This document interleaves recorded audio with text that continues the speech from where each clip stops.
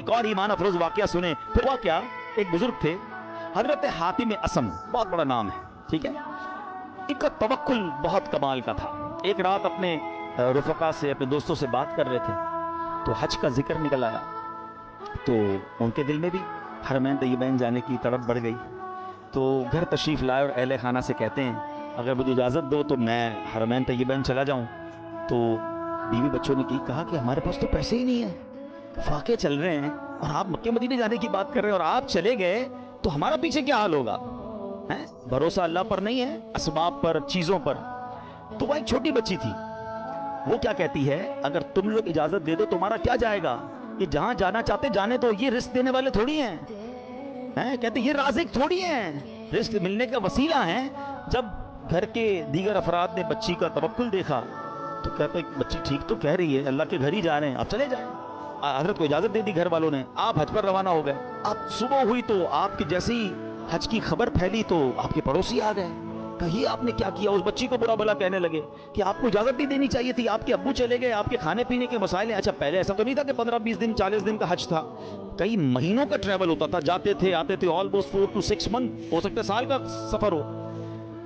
تو اب بچی کو یہ کہنے لگے کہ تمہیں اجازت نہیں دینی چاہیے تھی. آئے ہائے, جب اس بچی نے یہ سنا نا تو آسمان کی طرف سر اٹھایا اور کہنے لگی کہ اے میرے مالک, اب مجھے ان لوگوں کے سامنے رسوا نہ کرنا, تیرے بھروسے میں نے کہا تھا, اب تو نے رسوا نہیں کرنا.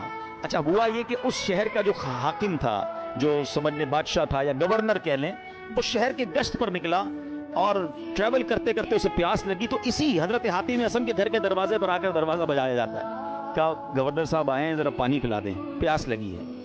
ان کی زوجہ کہتی یا اللہ, ہم وہ لوگ ہیں جن کے اپنے کھانے پینے کے پرابلمز ہیں اور ہمارے دروازے پر شہر کا حاکم آ کر پانی مانگ رہا ہے. اے اللہ تیری قدرت.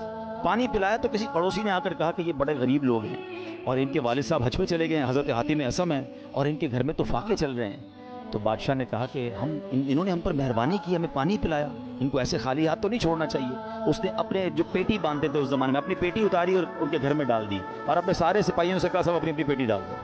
سب نے پیٹی کھولی اور ڈال دی. بعد میں وہ پیٹی کے بدلے پیسے آئے اور وہ مالدار ہو گئے, اتنے پیسے ہو گئے سبحان اللہ. اب کیا ہوا, جب یہ سب کچھ آ گیا تو اب وہ بچی زاروں کے تار رونے لگی. لوگ کہنے لگے اب تو مسئلہ حل ہو گیا, اللہ نے تمہارا بھروسہ تھا, اللہ نے اتنی مہربانی کی, اتنے پیسے گھر میں آ گئے. تو وہ بچی کے جملے سنیے گا. وہ کہتی ہے کہ میں تو اس لیے رو رہی ہوں کہ ہم نے کل رات بھوک کے عالم میں گزاری, جب مخلوق نے ہمارے حال پر نظر عنایت کی تو فقر و غربت سے ہمیں غنی کر دیا, فقر و فاقہ ختم, we are now rich. وہ کہتی جب اللہ کریم ہمارے حال پر نظر فرمائے گا تو لمحہ بھر کے لیے بھی ہمیں کسی کا محتاج نہ رہنے دے گا. پھر بچی نے بارگاہ خداوندی میں دعا مانگی, اے اللہ ہمارے والد پر نظر رحمت فرما اور ان کے لیے آسانی فرما دے, وہ تیری راہ میں روانہ ہوئے ہیں. کیا کمال کی بچی ہے. اور جب اس بچی نے یہ دعا کی تو پھر ہوا کیا سبحان اللہ کہ دوسری طرف حضرت سیدنا حاتم اسم جب حج کے قافلے کے لیے روانہ ہوئے تو راستے میں امیر قافلہ شدید بیمار ہو گیا. لوگوں نے اس کے لیے ڈاکٹر کو تلاش کیا تو ڈاکٹر نہیں ملا. امیر قافلہ نے پوچھا کوئی ہمارے ساتھ نیک بندہ ہے, اللہ کا کوئی نیک بندہ. لوگوں نے کہا ہاں ہمارے ساتھ تو حضرت حاتم اسم ہے. امیر کے پاس آپ گئے, امیر کے لیے دعا کی, اسی وقت اللہ پاک نے وہ تکلیف امیر کی دور کر دی. تو امیر نے حکم دیا کہ ان کے لیے کھانے پینے اور سواری کا انتظام کر دیا جائے. آپ رحمۃ اللہ تعالیٰ علیہ اپنے بچوں کے لیے پریشان تھے جن کو پیچھے چھوڑ کر آئے ہیں. اسی حالت میں آپ کی آنکھ لگ گئی. خواب میں کسی نے کہا حاتم جو ہمارے ساتھ اپنا معاملہ درست کر لیتا ہے ہم بھی اس کے ساتھ اپنا معاملہ درست کر لیتے ہیں.